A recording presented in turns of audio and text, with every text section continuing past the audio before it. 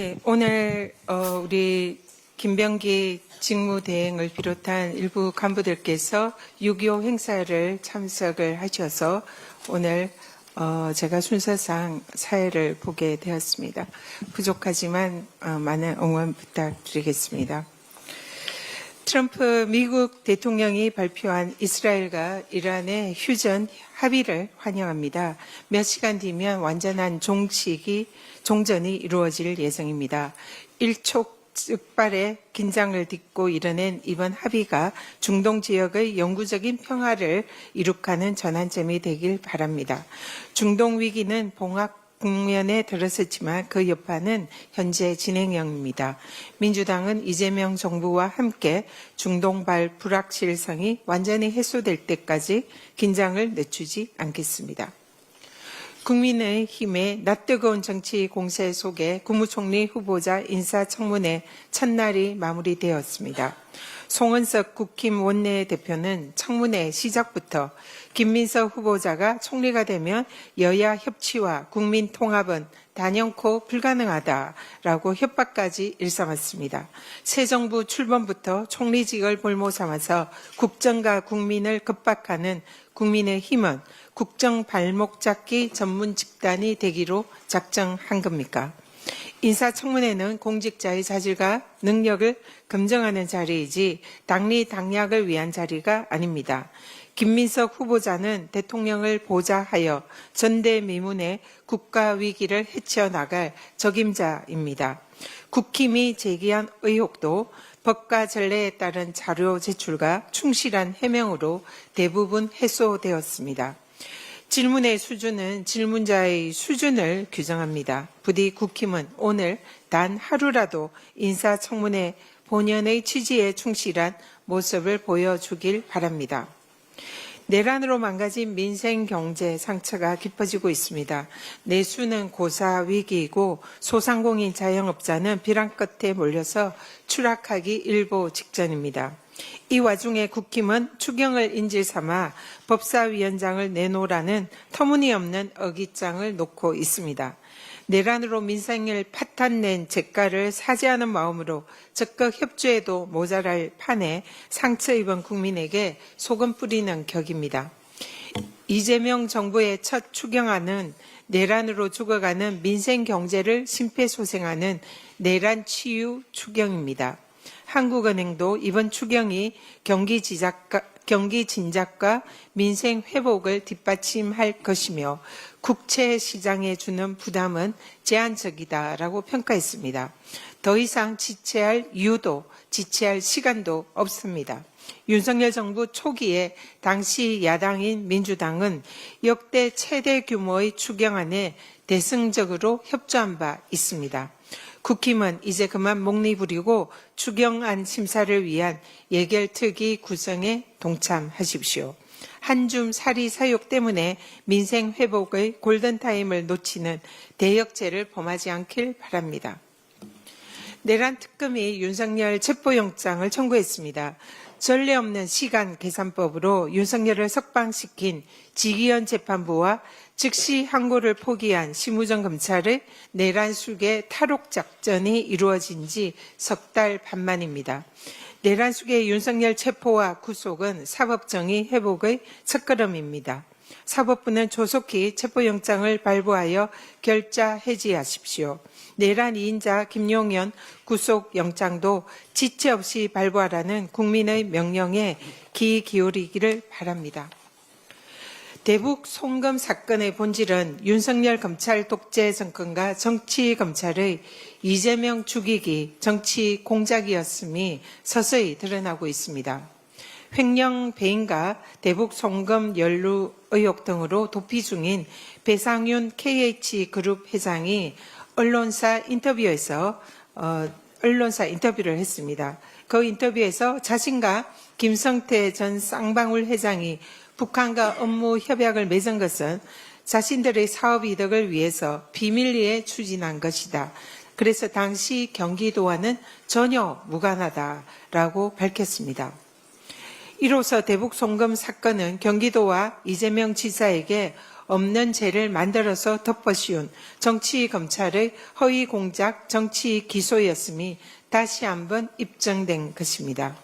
지난 정권에서 검찰은 국민의 공복이 아닌 검찰총장 출신 대통령의 정적 제거 주구 노릇만 일삼아 왔습니다. 이번에야말로 정치검찰의 무도한 칼날을 확실하게 부러뜨려야 할 때입니다. 민주당은 결코 돌이킬 수 없는 비가역적인 검찰개혁 반드시 완수하겠습니다. 이상입니다. 네, 다음으로 한준호 최고위원의 발언이 있겠습니다. 네, 오늘은 6.25 전쟁 75주년입니다. 나라를 위해서 또 가족과 이웃을 위해서 전장에 나가 헌신하셨던 호국 영령과 참전 용사들을 국민 여러분과 함께 기억하겠습니다. 지난 75년의 역사를 돌이켜보면 나라를 위해 고통과 희생을 감내하는 것은 언제나 국민이었습니다. 동전 산잔의 비극은 이 땅의 평화가 깃들어야 한다는 국민적 의지의 씨앗이 되었고 모두의 안녕을 짓밟았던 군부 정권 포갑에 맞선 역사가 대한민국 민주주의를 더욱 강고하게 만들었습니다. 수많은 희생 위에 선진국 대한민국이 있습니다.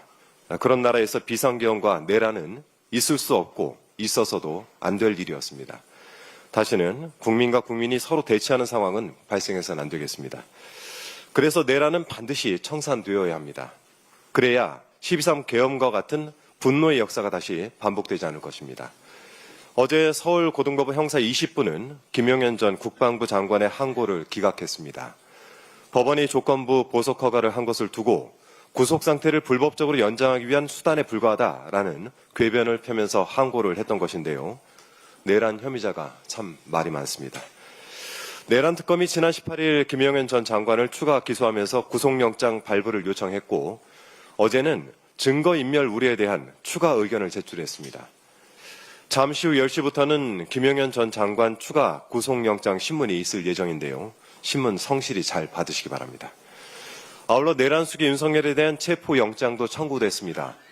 그렇게 법치주의를 외치던 검찰주의자가 정작 자신에 대한 조사는 불응하고 있습니다. 체포는 본인이 자초한 것인데 어디서 위헌, 특검 불인정 이딴 소리를 하고 있는지 모르겠습니다. 특검을 왜 거부합니까? 죄 지었으니까 거부하는 겁니다. 2021년 12월 29일 윤석열 씨 본인이 했던 말 그대로 되돌려드립니다. 조사 똑바로 받고 죄값을 제대로 치르시기 바랍니다. 어제 이재명 대통령께서 해양수산부를 올해 안에 부산으로 이전할 수 있도록 방안을 검토하라라고 지시를 하셨습니다. 같은 날 국정기획위원회에서도 해수부 업무보고에 조속한 청사 이전을 위해 구체적 로드맵을 만들어달라라고 요청했다는 보도도 있었습니다. 지난 20일에 해수부가 국정기획위원회에 보고할 때에는 2029년까지 이전하겠다라고 계획을 밝혔던 것으로 알려졌는데요. 청사 짓느라 4년의 시간을 보내느니 최대한 빨리 이전 작업을 마치고 북극 항로를 비롯한 각종 정책 현안에 집중하자는 국민 주권 정부의 의지가 확인되는 것 같습니다. 그런데 국민의힘이 또 딴지를 걸고 나섰습니다. 해수부 부산 이전이 지방선거용이다라고 주장을 하고 나선 것인데요. 어제 국민의힘 장동혁 의원이 라디오 인터뷰에서 이런 취지로 발언을 했다고 합니다. 해수부 장관 후보자로 지명된 전재수 의원의 출마설까지 거론하면서 표심을 자극해서 선거용으로 쓰기 위한 것이 아닐까요? 라고 말을 한 것인데요.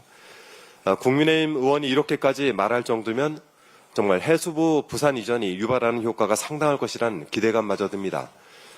국민의힘 소속인 박형준 부산시장도 그래서 이재명 정부와의 소통을 강화하겠다면서 해수부 입지는 북항 일대가 최적지란 입장을 선제적으로 밝힌 것 아니겠습니까? 민주당과 민주정부가 추진하는 일이라면 포퓰리즘으로 싸잡아 매도해 국민의힘의 이 버릇 틈만 하면 도지고 있습니다. 민주당은 표를 얻기 위해서가 아니라 국민의 삶을 위해서 정치를 하고 정책을 추진해 왔다는 점 분명히 말씀드립니다. 정부 부처 하나 이전하는 것은 결코 쉬운 일이 아닙니다. 해수부를 품고 있는 충청권의 아쉬움도 깊이 이해하고 있습니다. 해수부를 이전해 해양 강국으로 도약하고 세종 집무실 건립으로 행정 수도를 완성하겠다는 대통령의 고심 어린 결단이 국민 모두에게 공이 이득이 되는 길이 될 수 있도록 더불어민주당도 세심히 챙겨가겠다는 말씀드립니다. 이상입니다. 내란 특검이 어제 윤석열 전 대통령 체포영장을 청구했습니다.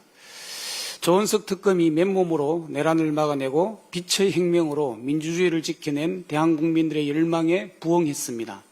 시작이 좋습니다. 사초를 쓰는 심정으로 특검직을 수행하겠다고 했던 조은석 특검입니다.